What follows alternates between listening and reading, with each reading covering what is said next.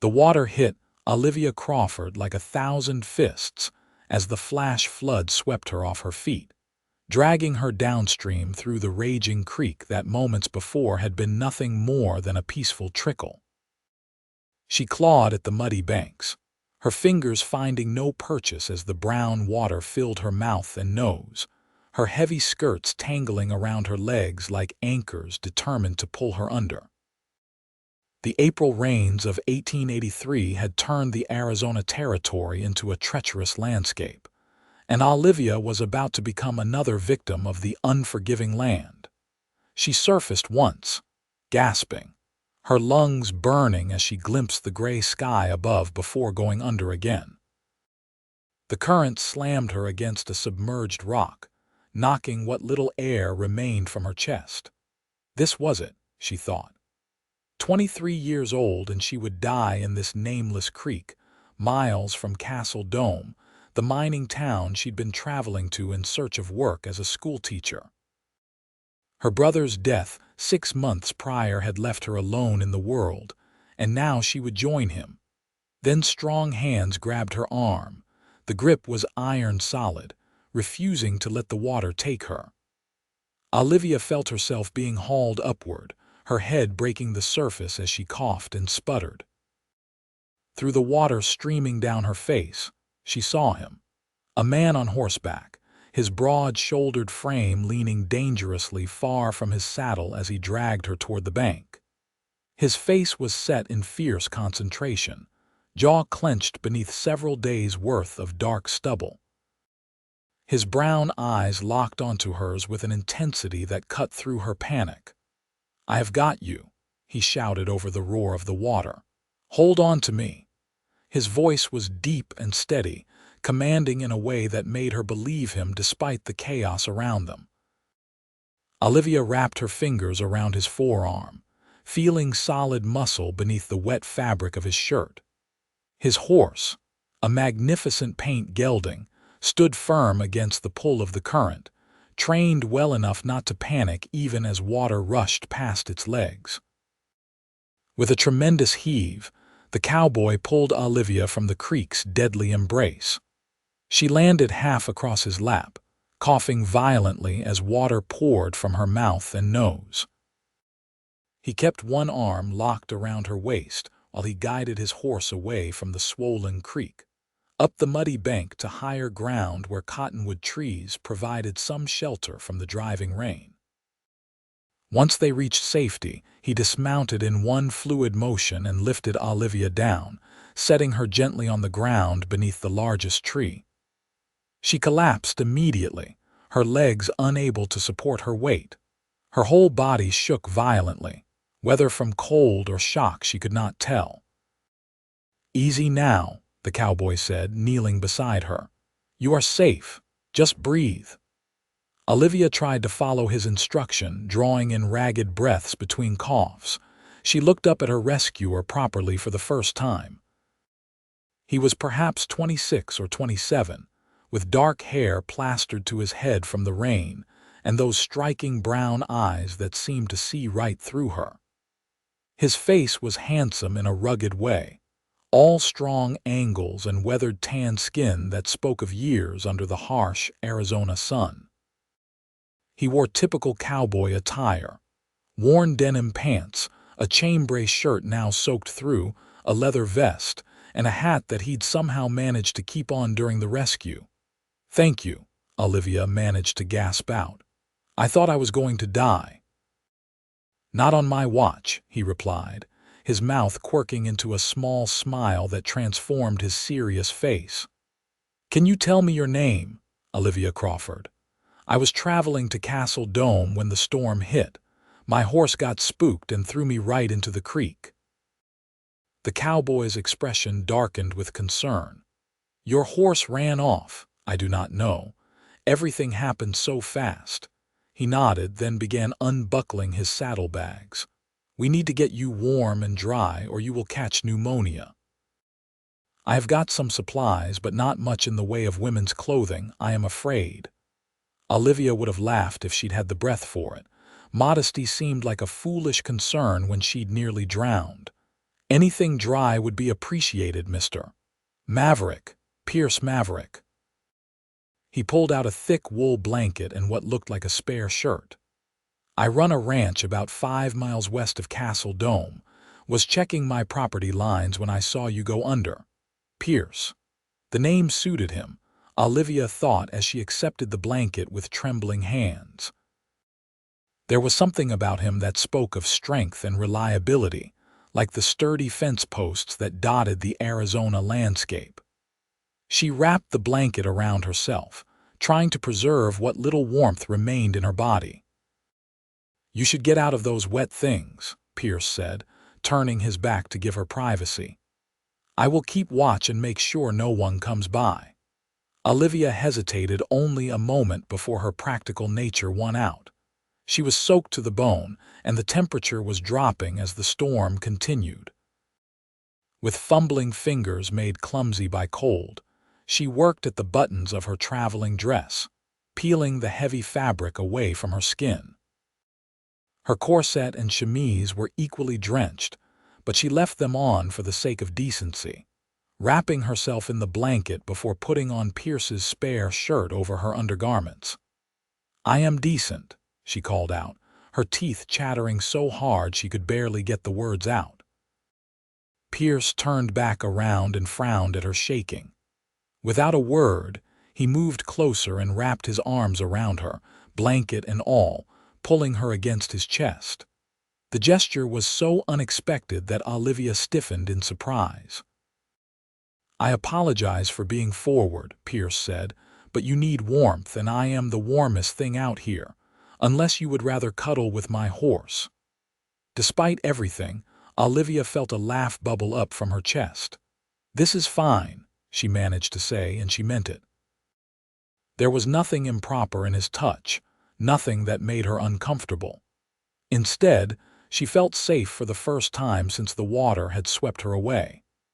His body heat seeped through the blanket, and gradually her shaking began to subside.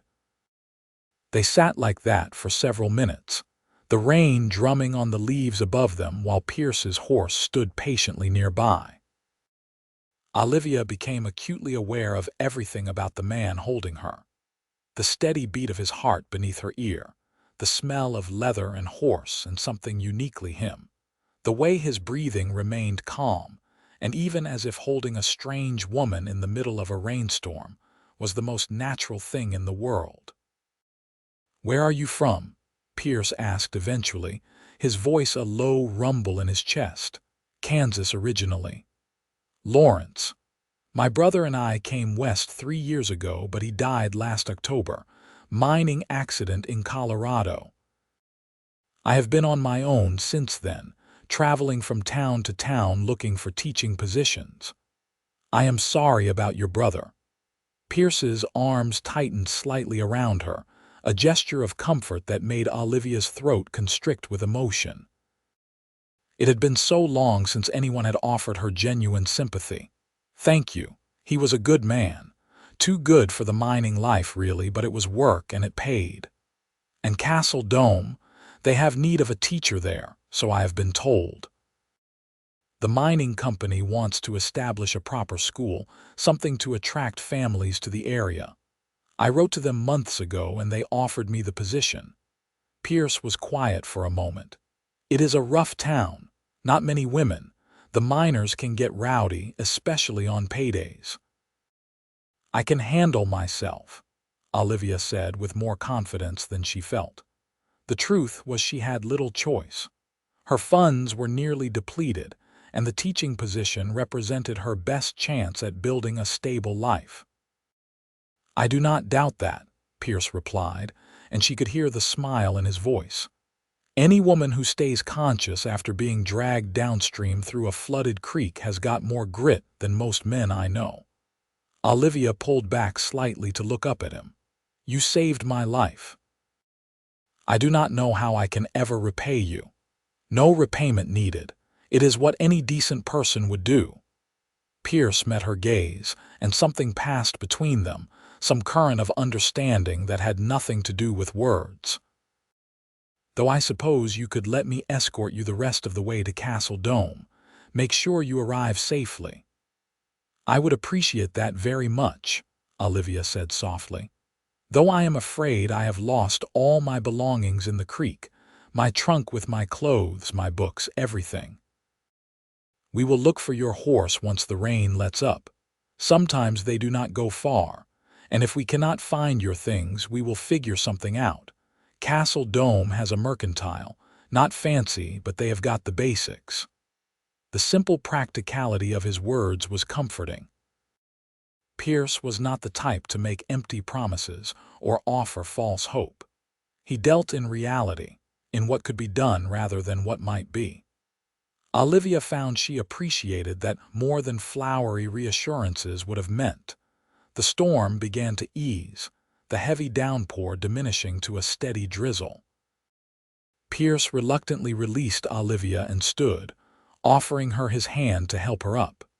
She took it, marveling at the calluses on his palm, evidence of hard work and long days in the saddle. When she tried to put weight on her left leg, she winced. Pain shot through her ankle, sharp enough to make her gasp. "You are hurt," Pierce said immediately, his hand steadying her. "I must have twisted it when I hit that rock. I did not notice with everything else happening." Pierce did not hesitate. He simply swept her up into his arms as if she weighed nothing, carrying her to his horse. "We are riding double into town. Your ankle needs looking at, and you need somewhere warm and dry to rest. What about searching for my horse? I will come back out with some of my ranch hands tomorrow. If your horse is out here, we will find it."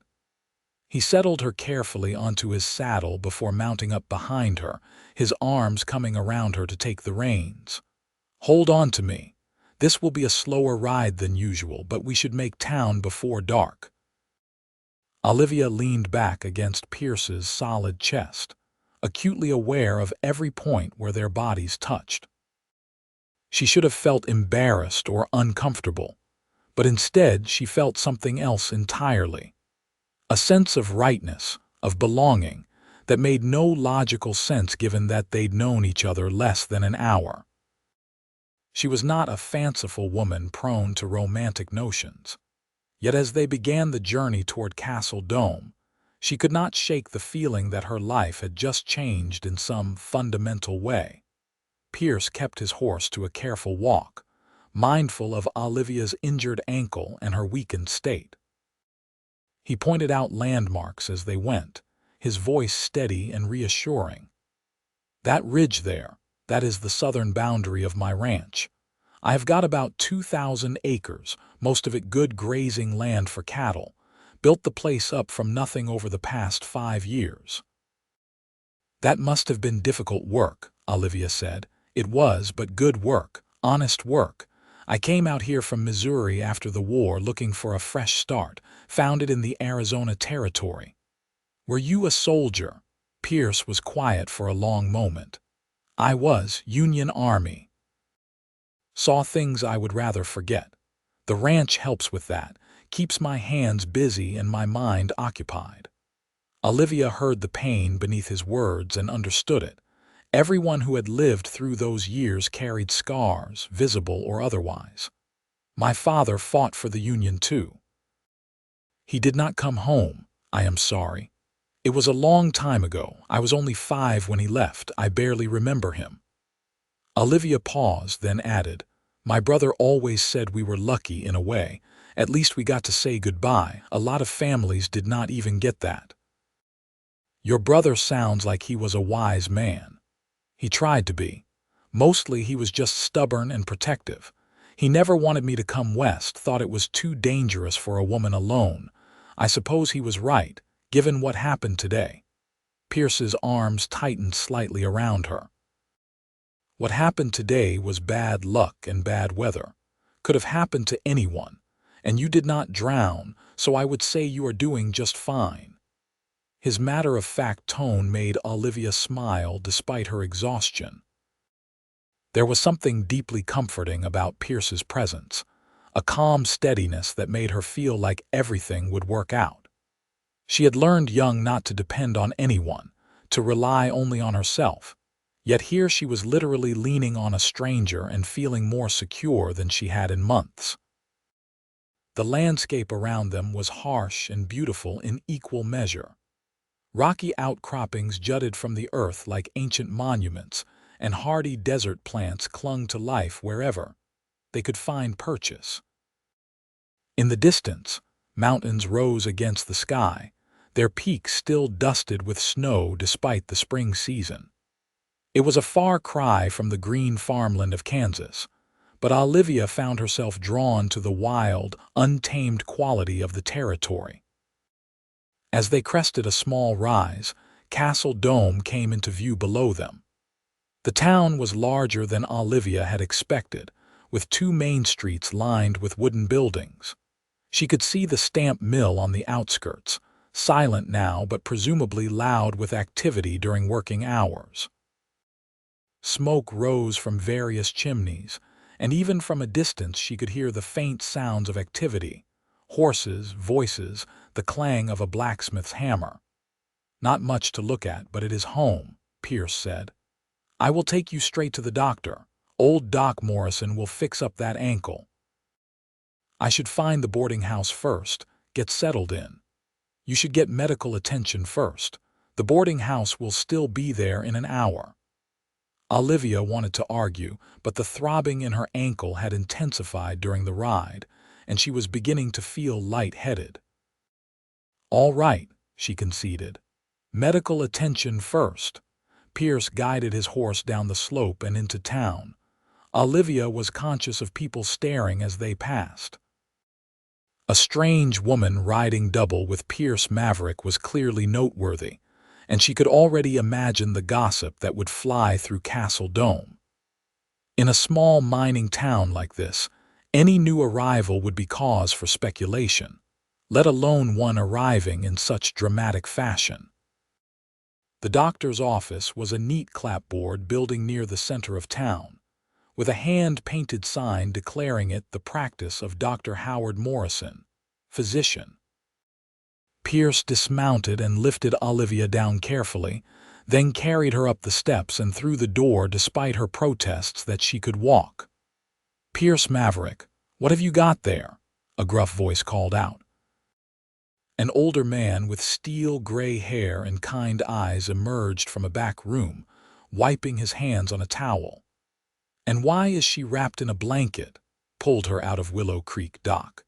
"It was running high from the storm.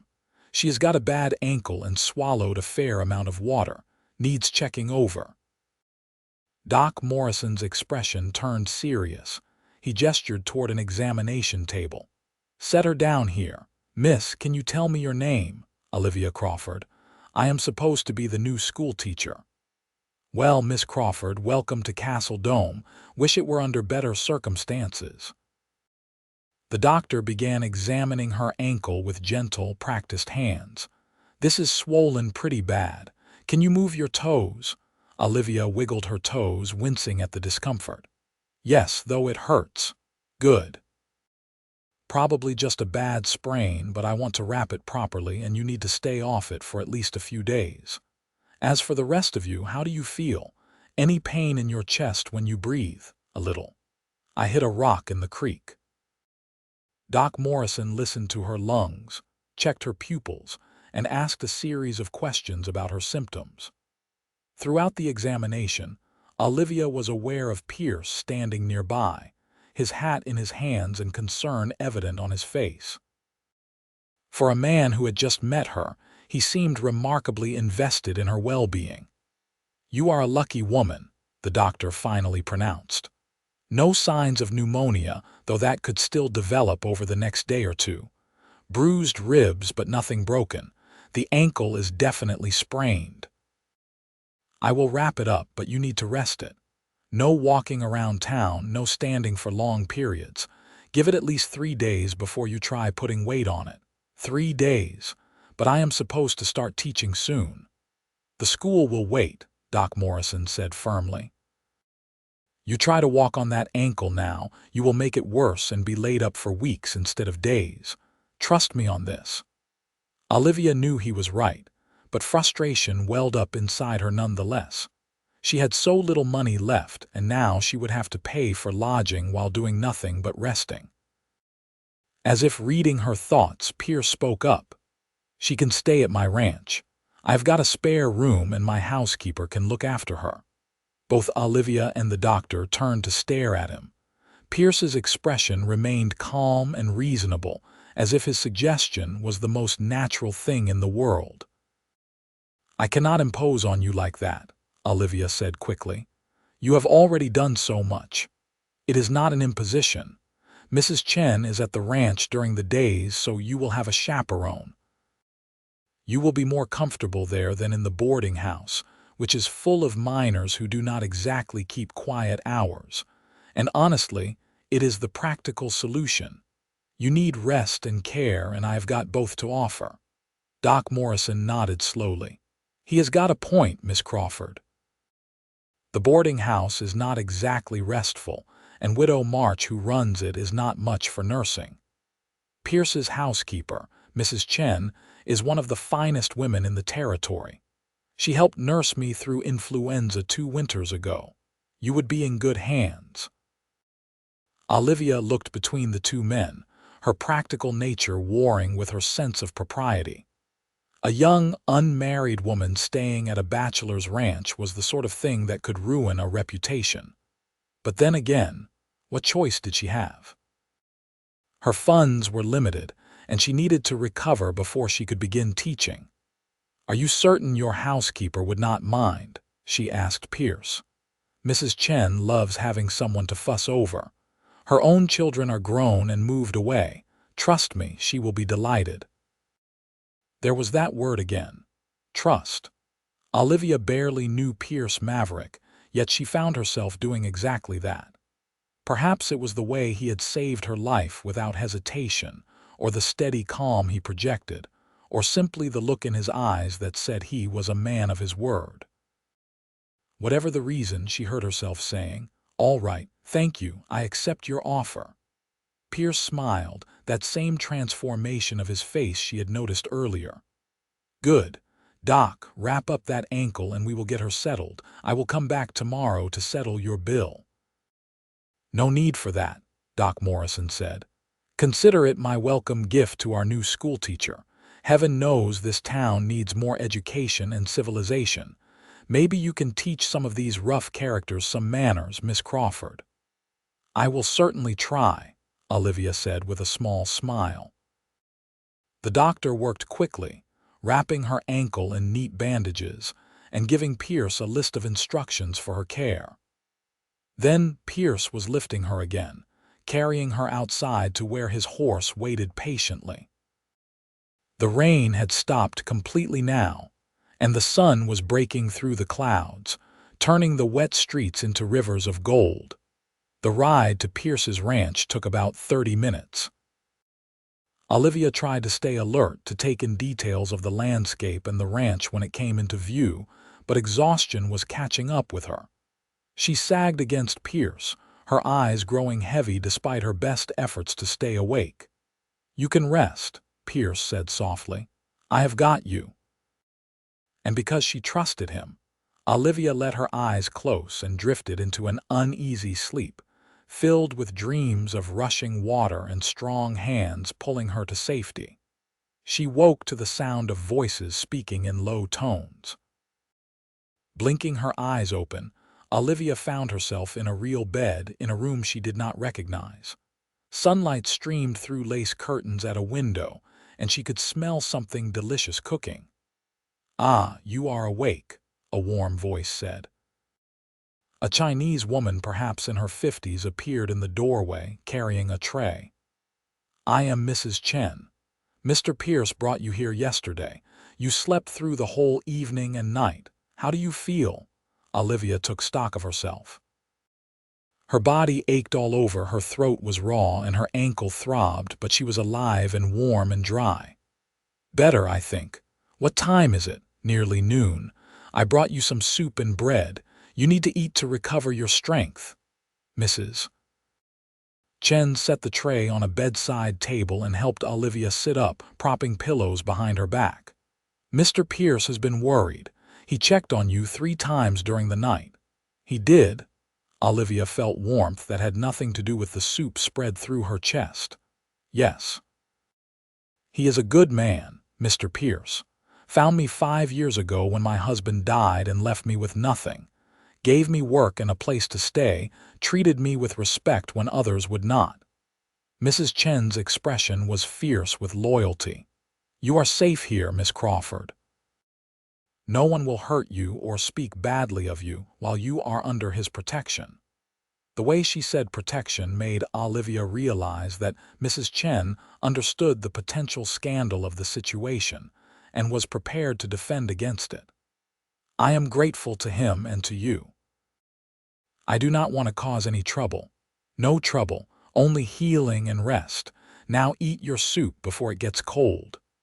The soup was delicious, rich with vegetables and some kind of meat Olivia could not identify but tasted wonderful.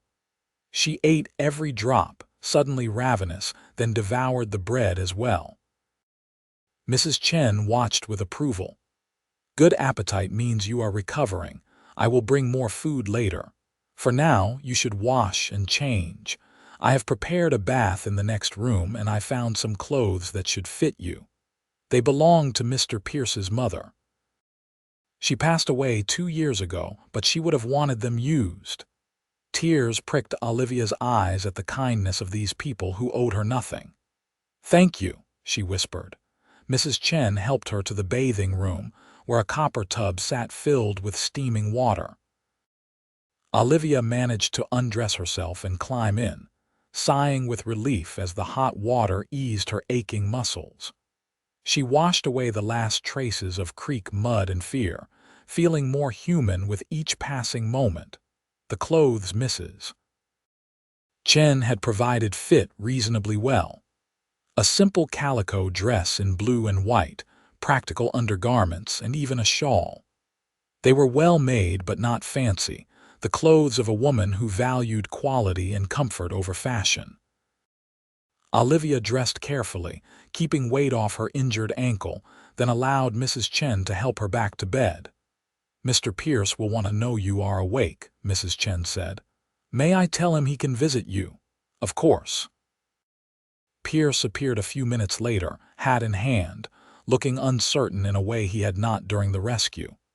Miss Crawford, it is good to see you awake and looking better.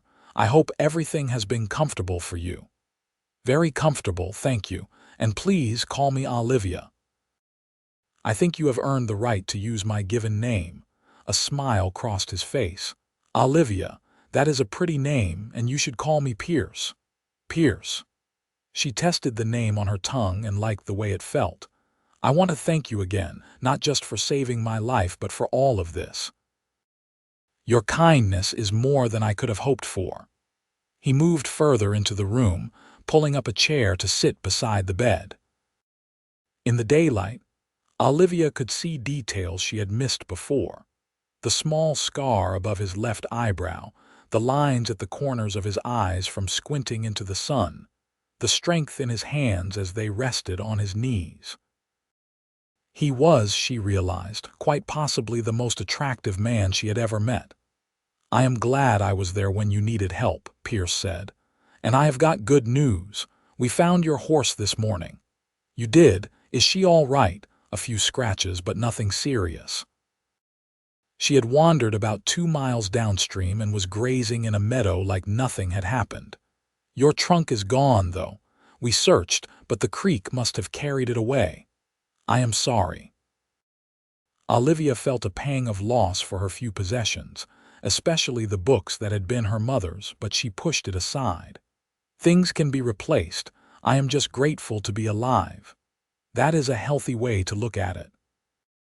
Pierce hesitated, then continued. I took the liberty of sending word to the mining company about what happened. Explained that you arrived but need a few days to recover before you can start teaching. They sent back a message saying to take all the time you need. Apparently they have been trying to find a qualified teacher for months, and they are not about to lose you over a sprained ankle. That is a relief. I was worried they might give the position to someone else. Not a chance. From what I hear, You are the first teacher who has agreed to come to Castle Dome in over a year. Most people take one look at a rough mining town and decide they would rather work somewhere more civilized. Pierce grinned. Cannot imagine why. Olivia laughed, then winced as it pulled at her bruised ribs. I have never been afraid of rough places. My brother and I lived in some pretty wild mining camps in Colorado. At least Castle Dome has actual buildings and streets. True enough. Though I should warn you, it gets pretty rowdy on the weekends. The saloons do good business and fights break out regularly. Doc Morrison stays busy stitching up drunks and idiots. I will keep that in mind. Olivia paused, then asked the question that had been nagging at her. Why did you really bring me here instead of leaving me at the boarding house? You could have fulfilled your good deed and been done with me. Pierce met her gaze steadily. Honestly, I do not rightly know. When I pulled you out of that creek and you looked up at me with those green eyes, something just clicked into place.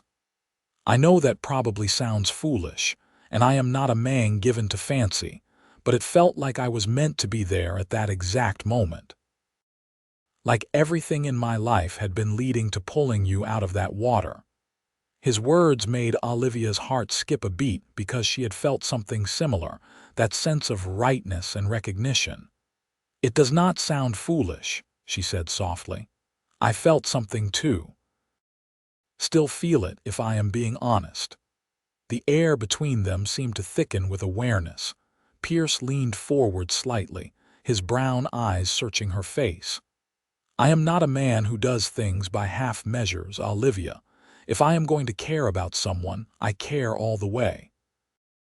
And I find myself caring quite a bit about what happens to you. If that is too forward or makes you uncomfortable, tell me now and I will back off. But I believe in being honest about these things. Olivia's breath caught in her throat. She had known this man for barely a day, yet she felt more connection to him than she had felt to anyone since her brother died. It was crazy and impractical and completely unlike her usual careful nature. But then again, she had nearly died yesterday. Maybe it was time to stop being so careful.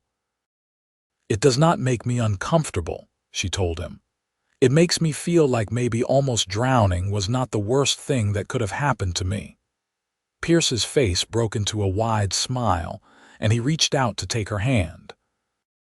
His palm was warm and rough against hers, and the touch sent electricity racing up her arm. Well then, Miss Olivia Crawford, how about we see where this goes? You rest up, get your strength back, and we spend some time getting to know each other. No pressure, no expectations. Just two people figuring out if what they feel is real or just the result of dramatic circumstances. I would like that very much, Olivia said, squeezing his hand. They talked for hours that afternoon, trading stories about their lives. Pierce told her about growing up on a small farm in Missouri, about the horrors of the war and how he had come west afterward with nothing but his horse and his savings. He described building his ranch from the ground up, the lean years when he had survived on little more than coffee and determination, and the satisfaction of finally seeing his hard work pay off. Olivia shared her own history.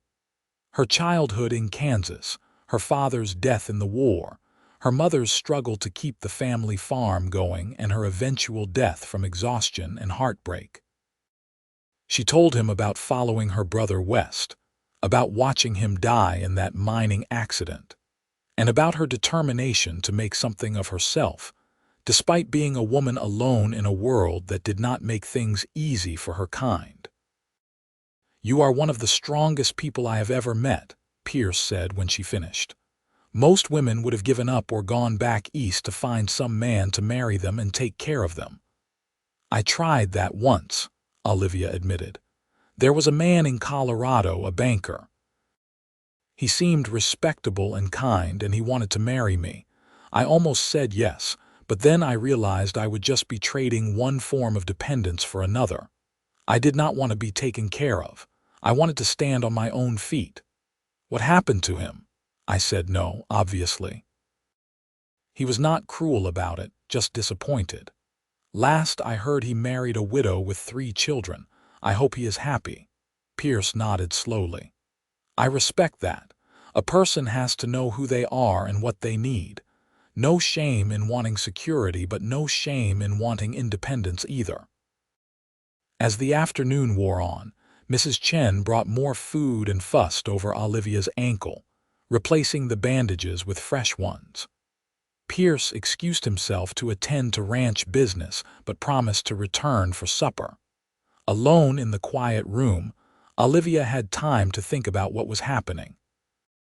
She had come to Castle Dome looking for stability and a fresh start, never expecting to find herself drawn to a rugged rancher who made her pulse race with just a smile. It was too fast, her practical side warned. She barely knew him. This could all end in heartbreak.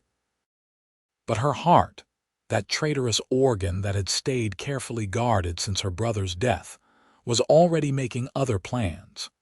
It whispered that Pierce Maverick was different, that the connection between them was real and worth exploring.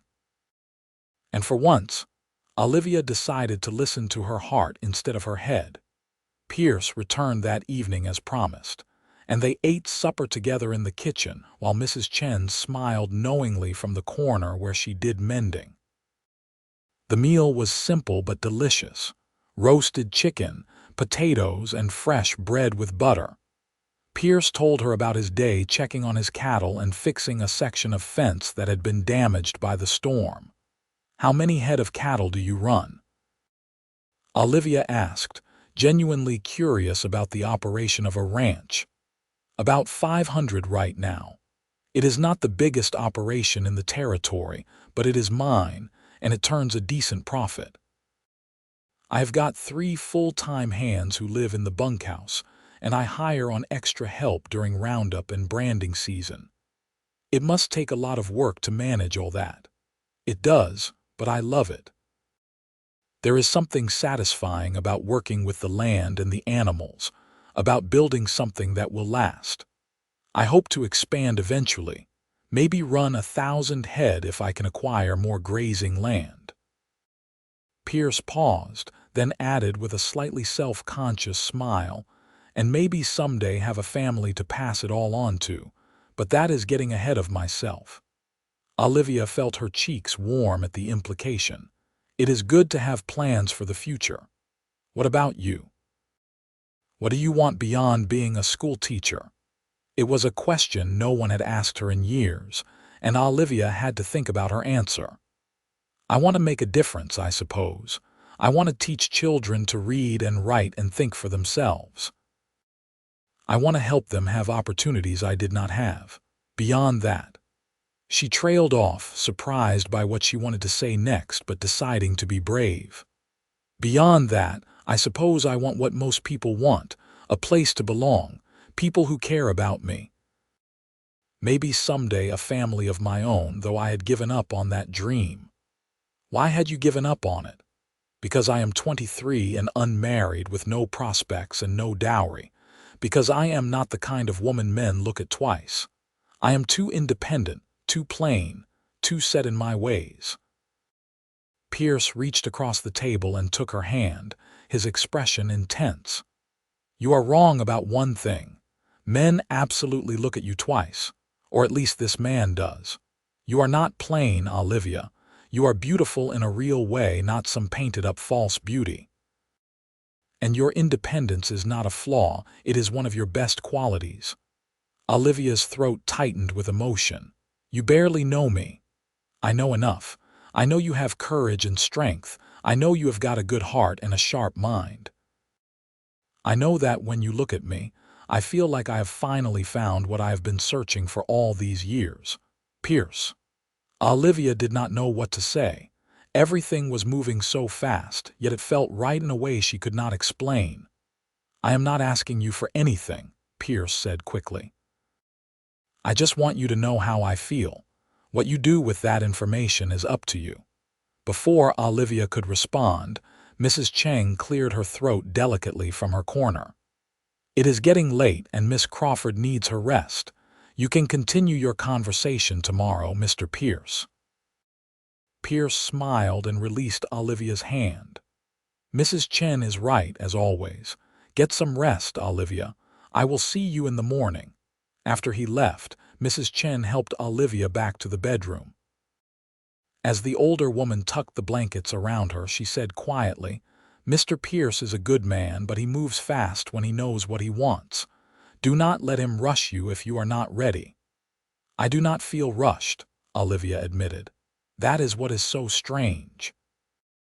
It is all happening so quickly, but it does not feel wrong." "Then trust your instincts. You have good judgment, I can tell, and Mr. Pierce would never do anything to hurt you. He has too much honor for that." Olivia fell asleep thinking about Pierce's words and the way he had looked at her, like she was something precious and rare. The dreams that came were sweet, filled with images of a future she had thought was beyond her reach. The next 3 days passed in a pleasant routine. Olivia rested and let her body heal while Pierce visited whenever his ranch duties allowed. They talked about everything and nothing, discovering shared views on politics, literature, and life. Pierce brought her books from his modest collection, including a well-worn copy of Shakespeare's plays that had belonged to his mother. "She was educated, your mother?" Olivia asked, running her fingers over the leather binding. "More than most women of her generation. She taught school herself before she married my father. She is the one who taught me to read and to value education. She would have liked you. I wish I could have met her. She would have approved of you, I know that much. She always said I needed to find a woman who could match me, who would not just follow behind but walk beside me." Pierce's eyes were serious as he added, "I think you are that woman, Olivia." By the 4th day, Olivia's ankle had improved enough that Doc Morrison, who came out to check on her, declared she could begin walking on it gently. "No running or long hikes, but you should be able to handle a classroom," he said. The news filled Olivia with mixed emotions. She was eager to begin her new job and establish her independence, but leaving Pierce's ranch meant leaving the protective bubble they had created. Out in the real world, there would be gossip and judgment about her staying at a bachelor's ranch. There would be the demands of teaching and the reality of building a life in a rough mining town. Pierce seemed to understand her conflicted feelings. That evening, after Mrs. Chen had gone home to her own small house on the ranch property, he asked Olivia to sit with him on the front porch to watch the sunset. "You are leaving tomorrow," he said. "Not a question, but a statement." "I should. I have imposed on your hospitality long enough, and I need to start teaching. The mining company is expecting me. I understand. But before you go, I need to say something." Pierce turned to face her, his expression more vulnerable than she had seen before. "This past few days with you have been the best I have had since I came to Arizona, maybe the best in my whole life. I know it has not been long, and I know people will say we are rushing things, but I do not care about any of that. I care about you, Olivia, more than I thought possible in such a short time." "I care about you too," Olivia whispered. "Then let me court you properly. Let me come calling at the boarding house, take you to dinner, show you around Castle Dome and the territory. Let me prove that what I feel is not just some momentary madness brought on by dramatic circumstances. And if it proves to be real, what then?"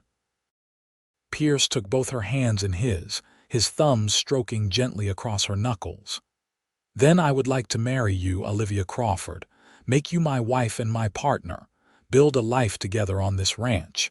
But I am getting ahead of myself again. First, let me court you.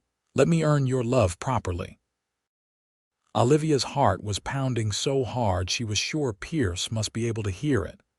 Everything in her life had taught her to be cautious, to protect herself, to expect disappointment. but looking into Pierce's honest eyes, she saw only sincerity and hope. "All right," she said. "Court me. Show me what kind of life we could build together. But Pierce, I need you to understand something. I am going to be a teacher first. That is important to me, having my own work and purpose. I cannot just be someone's wife, I need to be myself too." "I would not want it any other way," Pierce assured her. "I fell for an independent woman who knows her own mind. I am not looking to change that." He leaned forward slowly, giving her time to pull away if she wanted, but Olivia did not want to pull away. She met him halfway, and their lips touched in a gentle kiss that sent warmth flooding through her entire body. It was brief and sweet, a promise of things to come rather than a demand for more. When they separated, both were smiling. Pierce rested his forehead against hers and sighed contentedly. "I am going to marry you, Olivia Crawford. I know it as sure as I know the sun will rise tomorrow."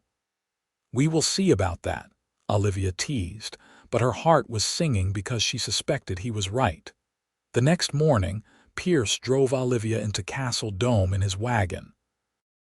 Her horse, now fully recovered, was tied to the back, and a few parcels from Mrs. Chen sat in the wagon bed. The housekeeper had insisted on sending Olivia off with fresh bread, preserves, and various other supplies to help her get settled. The boarding house was a 2-story wooden structure on the edge of town, run by a stern-faced woman named Widow March. She looked Olivia up and down with sharp eyes, clearly assessing and judging, but her expression softened slightly when Pierce explained what had happened. "I heard about the flood," Widow March said. "Lucky for you, Mr. Maverick was nearby. That creek has claimed more than one life over the years. Your room is upstairs, second door on the right. Meals are at 7 in the morning and 6 in the evening.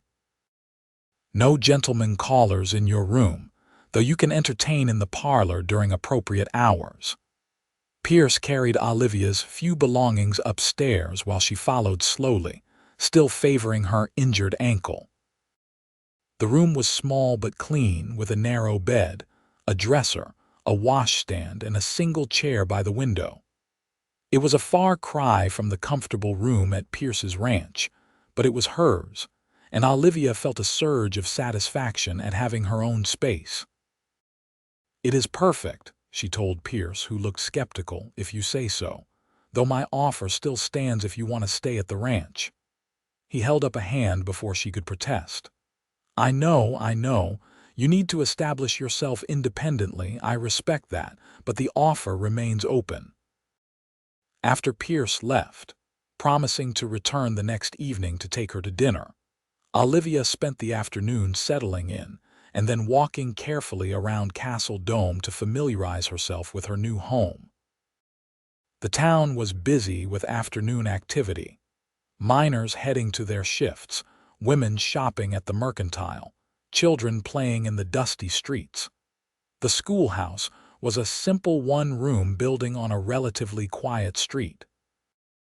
It had a small porch, wooden floors, and rows of mismatched desks that looked like they had been cobbled together from whatever materials were available. A slate board hung at the front of the room, and shelves held a modest collection of books and supplies. Olivia stood in the doorway and imagined the room filled with students. A sense of purpose and excitement filled her.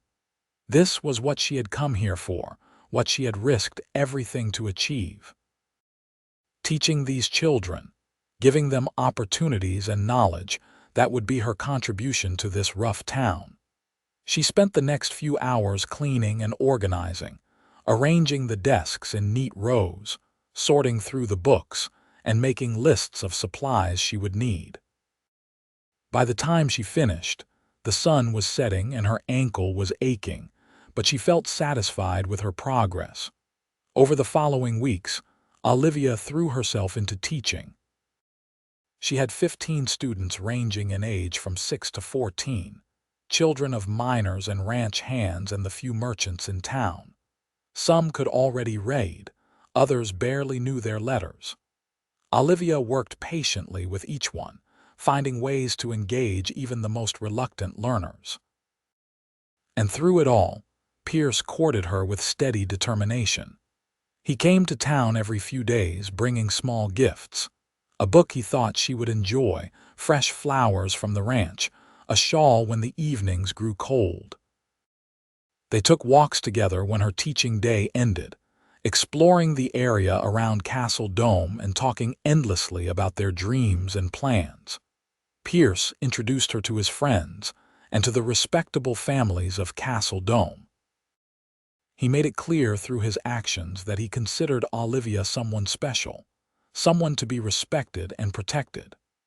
The gossip that Olivia had worried about never materialized, or if it did, Pierce's reputation and obvious regard for her silenced it.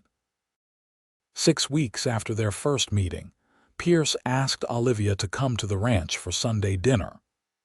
Mrs. Chen had prepared a feast, and after they ate, Pierce walked Olivia out to a spot overlooking a small canyon where the setting sun painted the rocks in shades of orange and red. "I love this land," Pierce said, standing close beside her. "I love the wildness of it, the challenge. Every day out here is a reminder that we are building something from nothing, making our own way." "It is beautiful," Olivia agreed. "Harsh but beautiful." "I understand why you chose to make your life here." Pierce turned to face her, taking both her hands in his. "I want to make my life here with you, Olivia. These past weeks have only confirmed what I knew that first day. You are the woman I have been waiting for. You are strong and smart and kind. You challenge me and support me in equal measure. I cannot imagine my future without you in it." Olivia's breath caught as Pierce dropped to one knee, pulling a small box from his pocket. Inside was a simple gold ring set with a small but beautiful sapphire. "This was my mother's ring," Pierce said. "She told me before she died to save it for the woman who would walk beside me through life, not behind me. That woman is you, Olivia. Will you marry me? Will you be my wife and my partner? I promise to support your teaching and your independence. I promise to love you and respect you all the days of my life." Tears streamed down Olivia's face as she looked at this remarkable man kneeling before her, offering her everything she had thought she would never have. Love, partnership, a place to belong. "Yes," she said, her voice breaking with emotion. "Yes, I will marry you, Pierce Maverick." Pierce stood and swept her into his arms, kissing her with a passion that made her dizzy. When they finally separated, both were laughing and crying at once. He slipped the ring onto her finger, and it fit perfectly, as if it had been waiting for her all along. They married 6 weeks later in a simple ceremony at the small church in Castle Dome. Olivia wore a dress that Mrs. Chen had helped her sew, white cotton with lace at the collar and cuffs. Pierce wore his best suit, looking handsome and nervous as he waited at the altar. Doc Morrison gave Olivia away, and several of her students attended, along with Pierce's ranch hands and many of the townspeople. As Olivia walked down the aisle toward Pierce, she thought about the journey that had brought her to this moment. The losses and hardships, the lonely years, the fear of drowning in that creek. All of it had led her here, to this man, to this place, to this future full of possibility. When Pierce took her hand and spoke his vows, his voice was steady and sure. "I, Pierce Maverick, take you, Olivia Crawford, to be my wife. I promise to love you in good times and bad, to support your dreams as I pursue my own, to stand beside you through whatever challenges come our way. I thank God every day that I was in the right place at the right time to pull you from that creek, because finding you has been the greatest blessing of my life." Olivia's own vows were equally heartfelt. "I, Olivia Crawford, take you, Pierce Maverick, to be my husband. I promise to love you with all my heart, to be your partner in building our life together, to face the future with courage because I know you stand beside me. You saved my life that day at the creek, but you did more than that. You showed me that I could open my heart again, that I could trust and love and hope. I will spend the rest of my life showing you how grateful I am." When the minister pronounced them husband and wife, Pierce kissed her with such tenderness that several of the ladies in attendance sighed audibly.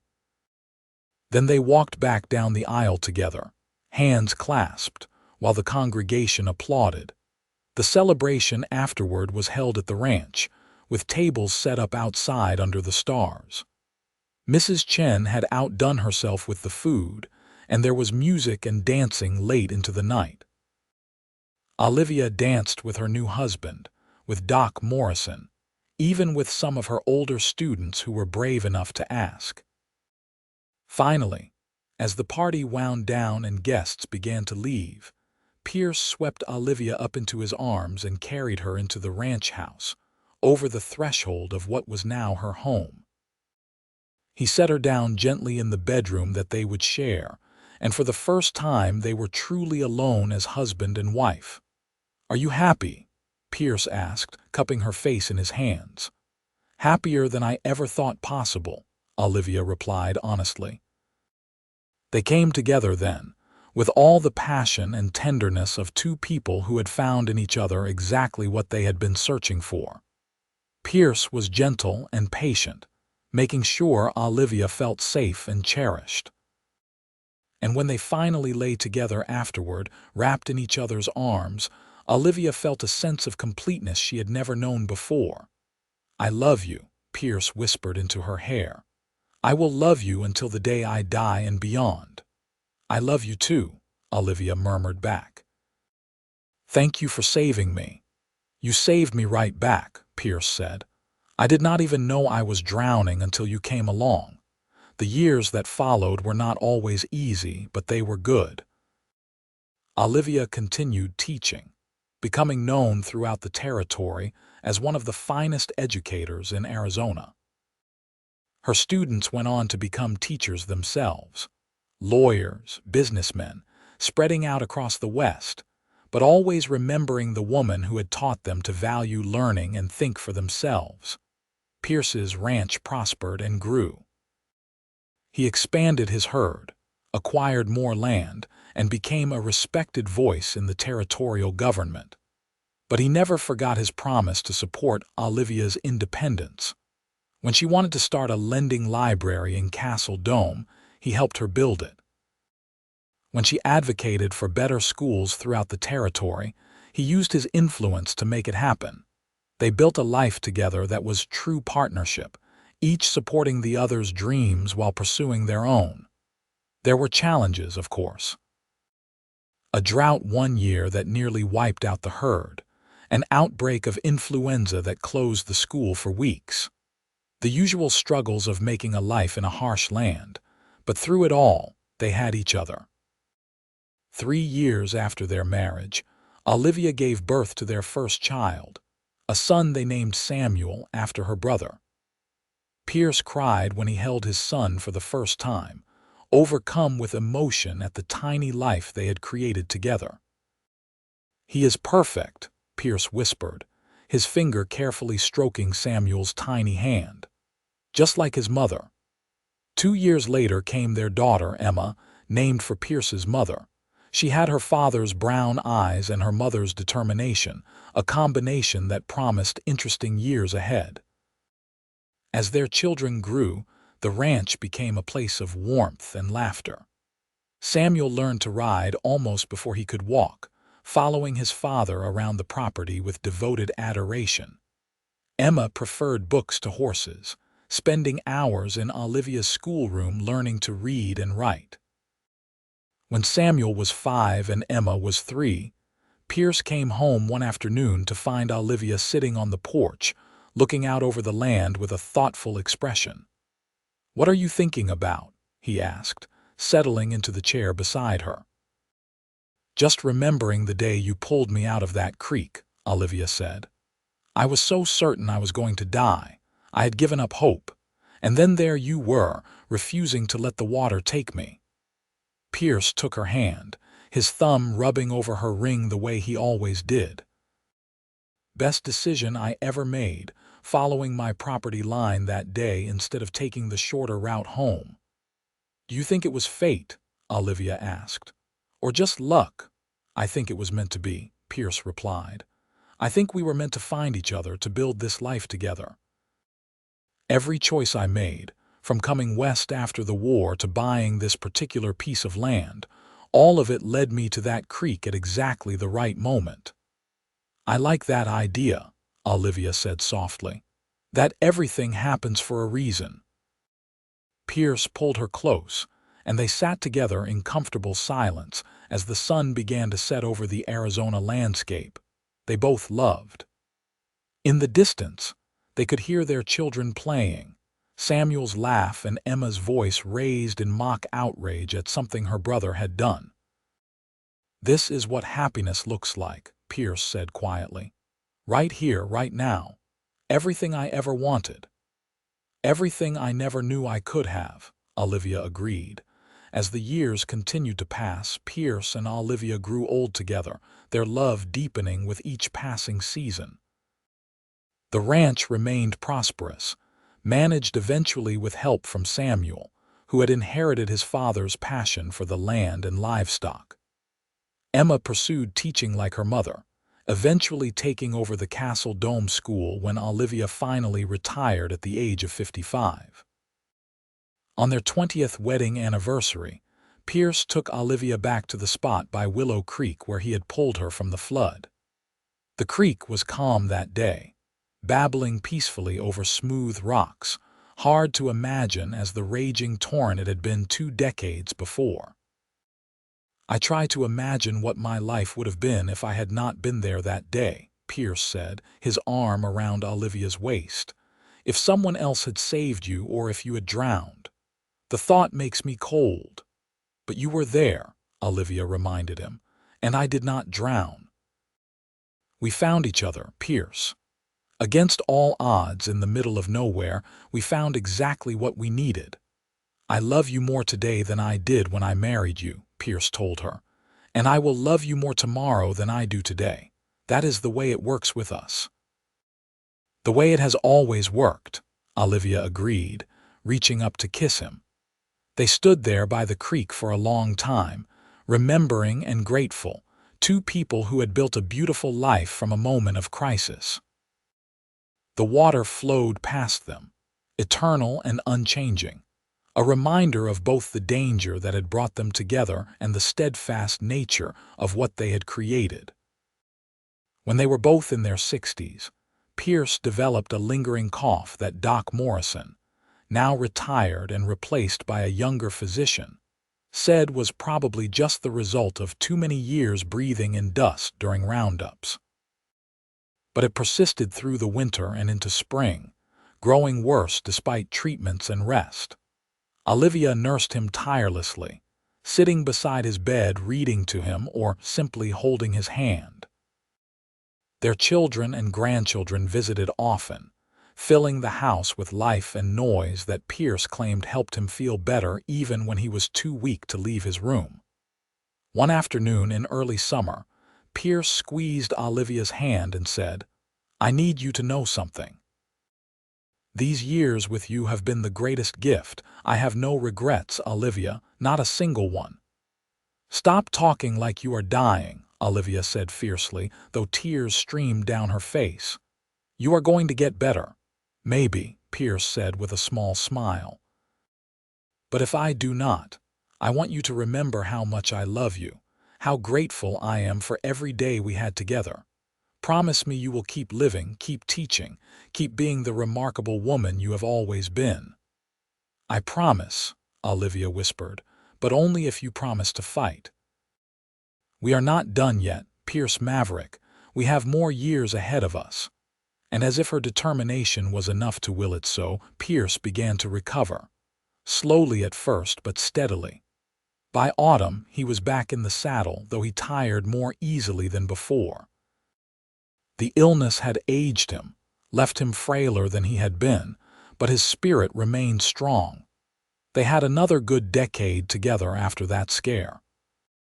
They watched their grandchildren grow, saw Samuel marry a fine woman who worked beside him on the ranch, celebrated Emma's success as one of the most respected teachers in the Arizona Territory.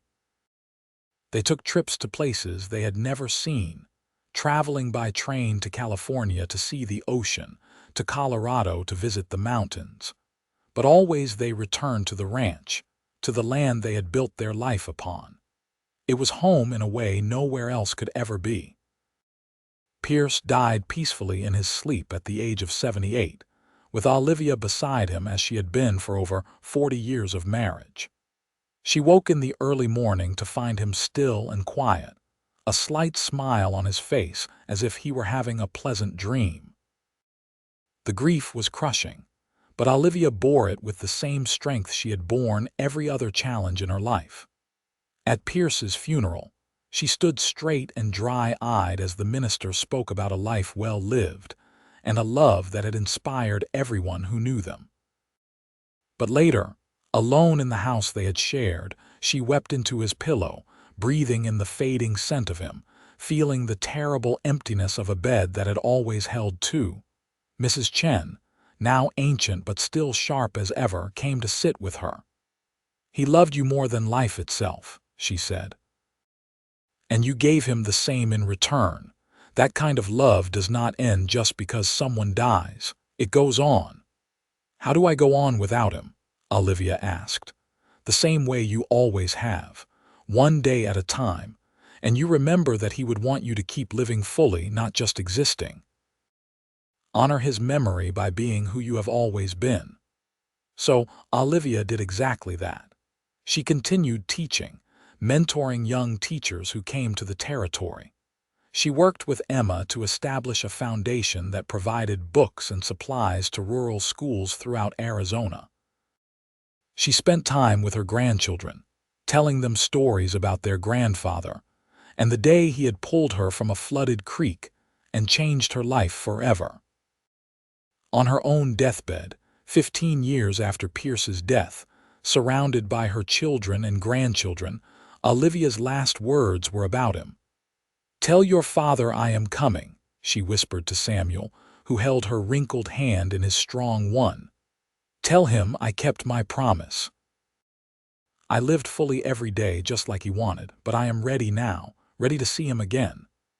"We will tell him, Mother," Samuel said, tears streaming down his weathered face. "We love you." "I love you all," Olivia said, "but I have missed him so much, so very much." She closed her eyes then and slipped away peacefully, a smile on her face that matched the one Pierce had worn in death. They buried Olivia beside Pierce under a large cottonwood tree on the ranch, with a view of the land they had both loved. The double headstone read, Pierce Maverick, 1857–1935, Olivia Crawford Maverick, 1860–1950, together in life. Together in eternity he saved her from the flood. She saved him right back years later. Their great-grandchildren would visit the graves and ask about the couple buried there. And Samuel's children would tell the story that had been passed down through generations. The tale of a cowboy who pulled a woman from a flooded creek, of how she looked at him and knew she had found her place, of a love that had endured through decades and challenges, building something beautiful in a harsh land. The Maverick Ranch continued to thrive, passed down through the generations, each one adding their own chapter to the story. But it all began with that moment at Willow Creek in 1883, when Pierce Maverick refused to let the water claim Olivia Crawford, when two souls found each other against all odds in the wild Arizona Territory. The creek still runs past the Maverick Ranch, sometimes peaceful and sometimes wild. On certain evenings when the light hits just right, locals swear you can see two figures standing by the water. A tall cowboy with his arm around a woman in a simple dress, both of them looking out over the land they loved, together for all time just as they promised they would be. And in the ranch house, now occupied by the fifth generation of Mavericks, Pierce's old copy of Shakespeare sits on a shelf, its pages worn from years of reading. Inside the front cover, written in Olivia's elegant script, are the words, "This book belongs to Olivia Crawford Maverick, who found love and home in the Arizona Territory. May all who read it be blessed with a love as true as ours." The story of Pierce and Olivia became legend in Castle Dome and the surrounding area, told and retold, embellished and refined with each generation. But the heart of it remained true. Two people who found each other in the most unlikely of circumstances and built a life that honored both their love and their independence, their passion and their partnership. Their legacy lived on not just in their descendants, but in the schools that dotted the territory, educating children who might otherwise have remained illiterate. It lived on in the prosperous ranch that provided employment and livelihood for dozens of families over the decades. It lived on in the story itself, proof that even in the harsh and often violent Wild West, love could flourish and endure. Samuel, before his own death at the age of 82, wrote down the full story of his parents' meeting and marriage, wanting to preserve it for future generations. That document, carefully maintained and copied, became a treasured family heirloom, read at weddings and anniversaries, a reminder of where they all came from. In it, Samuel wrote, "My father once told me that the best decision he ever made was choosing to ride along his property line instead of taking the shorter route home. That choice put him at Willow Creek at exactly the moment my mother needed saving. But I think the better decision was what he did next, not just saving her life, but opening his heart to love. He could have pulled her from the water and left her at the boarding house, done his good deed and moved on. Instead, he recognized that he had found something precious, and he had the courage to pursue it. My mother was equally brave. She had every reason to be cautious, to protect her heart, to focus only on her independence. But she chose to trust, to love, to build a life with a man she had known for only a few weeks. That courage from both of them gave all of us the gift of their love. We grew up in a house where partnership and respect were modeled every day, where we saw what true love looked like, where we learned that strength and tenderness could coexist. I hope that future generations of our family will read this and remember, love is always worth the risk. Opening your heart is always worth the vulnerability, and sometimes the worst moments of our lives lead directly to the best. My mother nearly drowned that day at Willow Creek. Instead, she found her salvation in every sense of the word. Emma, too, left her own account in the journals she kept throughout her life. In one entry dated 1920, when she was 43 years old, she wrote, "I spent the day at the ranch helping Mother organize old photographs and papers. We found a letter Father wrote to her before they were married, full of earnest declarations and plans for the future. Mother held it to her chest and cried, missing him fiercely even after all these years together. But then she looked at me and smiled through her tears and said, 'Every word he wrote came true, Emma. Every single promise he made, he kept. That is what love should be. Not just pretty words, but actions that back them up day after day, year after year.' I hope I can give my own students that lesson, that real love is about showing up, keeping promises, building something lasting together." The final chapter of the Maverick love story was written not by family, but by the town of Castle Dome itself. As the mining industry declined in the early 20th century and the town shrank, there was talk of abandoning it entirely. But the school that Olivia had founded and nurtured remained, a testament to her belief in education's power. In 1952, 2 years after Olivia's death, the town decided to rename the school in honor of its most dedicated teacher. The Olivia Crawford Maverick School stood as a reminder that one person's dedication could change an entire community. And beside the school, they erected a small monument with a plaque that read, "In memory of Olivia Crawford Maverick, teacher and pioneer, who believed every child deserved an education and worked tirelessly to make that belief reality.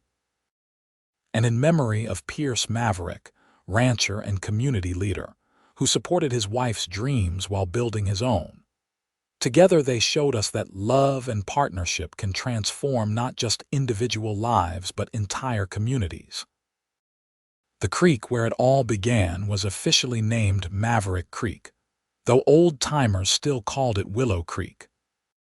The spot where Pierce pulled Olivia from the water was marked with a simple stone cairn built by their grandchildren, a place where couples in love would come to make wishes and promises of their own.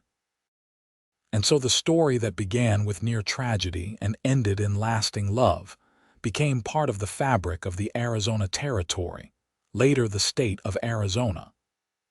It was a story that reminded people that even in the hardest, roughest circumstances, beauty and love could flourish. That a single moment of courage or kindness could change everything. That two people willing to open their hearts could build something that would outlast them by generations.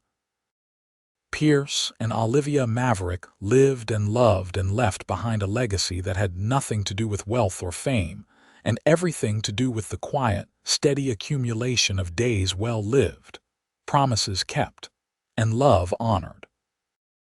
In the end, that was the greatest testament to their story. Not that it was dramatic or unusual, but that it was real, true, and lasting.